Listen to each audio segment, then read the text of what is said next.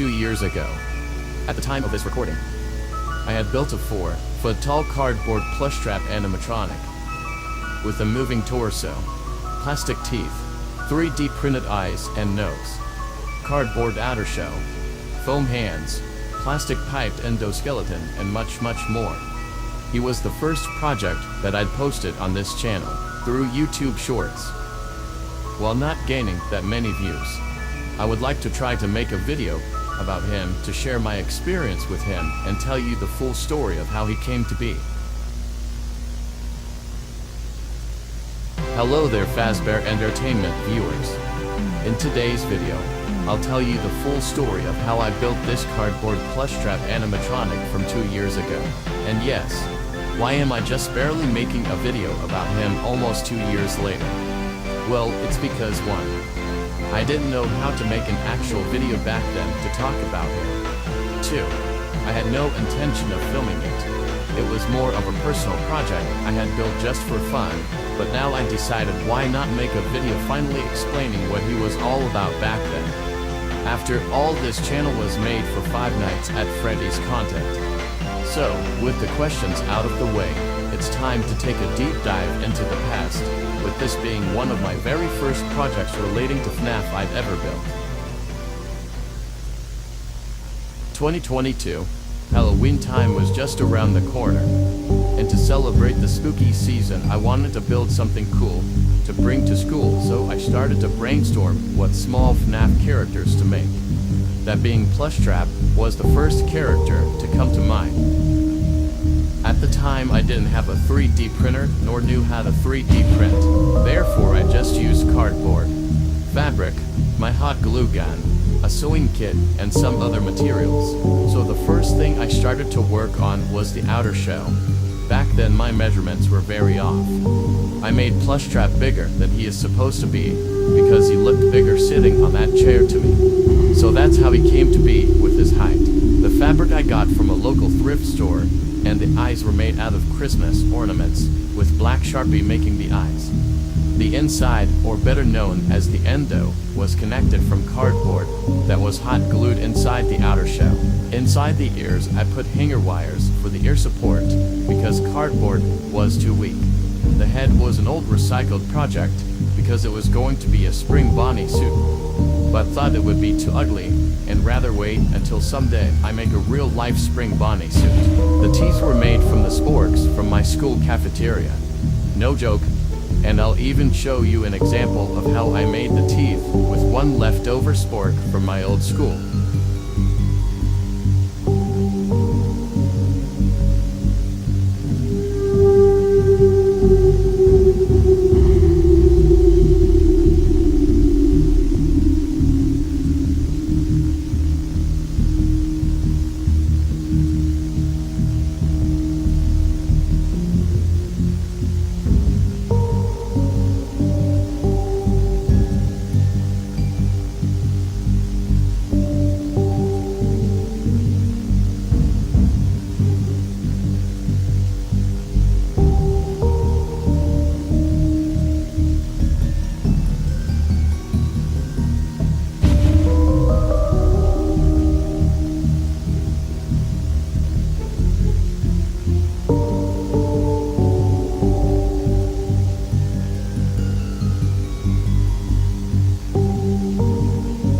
So easy.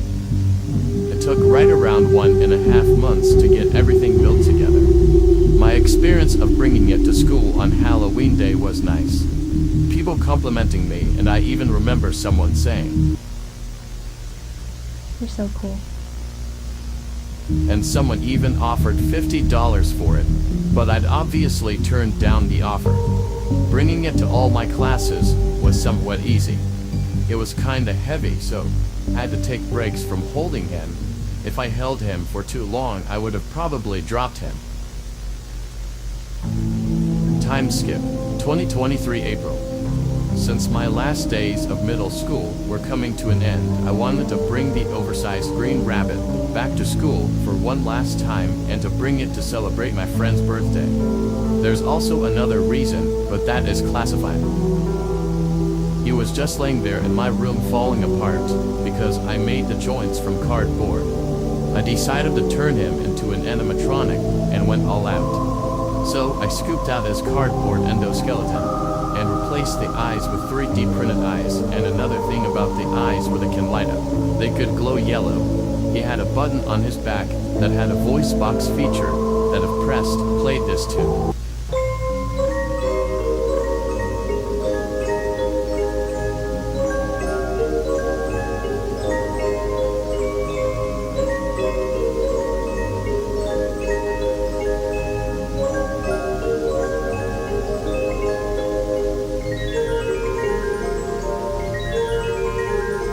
I added pipes that connect to the shell by Velcro and give him a pipe stand with a fan mechanism for his torso for movement, and tried to make an arm wave mechanism that can wave his arm like if he is waving high. The arm mechanism didn't work because the servos were too weak and there was too much weight on the arm, and at that point I'd rather connect it with pipes instead because I was running out of time on the date. I wanted to bring him to school. My experience bringing him to school again was sort of the same, but a lot more reactions. I brought it to school in a trolley because he was way heavier than the last time I brought him. And another thing, I had to bring him into a van to school because he was basically like an animatronic. I mean, he wasn't that flexible and was rather stiff than the last time I brought him. My 5th period teacher was nice enough to have it in her class while I was going from class to class.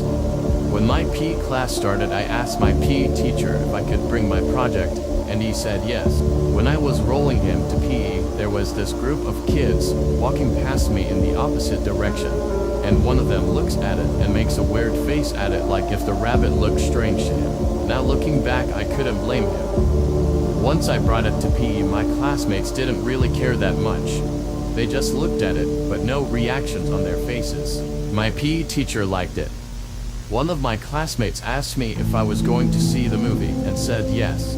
2 people came to check it out while standing next to my friend.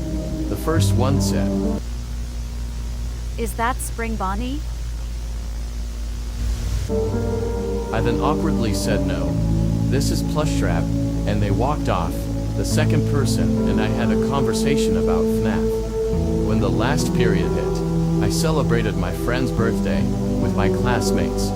Ate delicious pizza while the Green Rabbit was performing in class just by moving side to side for a little bit while playing the tune. Then we just watched a movie. After the bell rang, I rolled it to put it back in the van that I used to transport it in the morning, and went back home for a job well done. Atmosphere. 3. Health and safety. 0. Entertainment. 3. Liability risk. 0. Happiness. 1. Total 7. January 2025.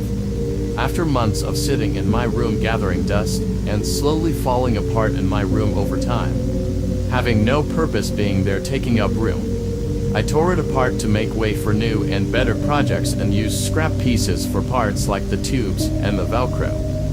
It was unfixable.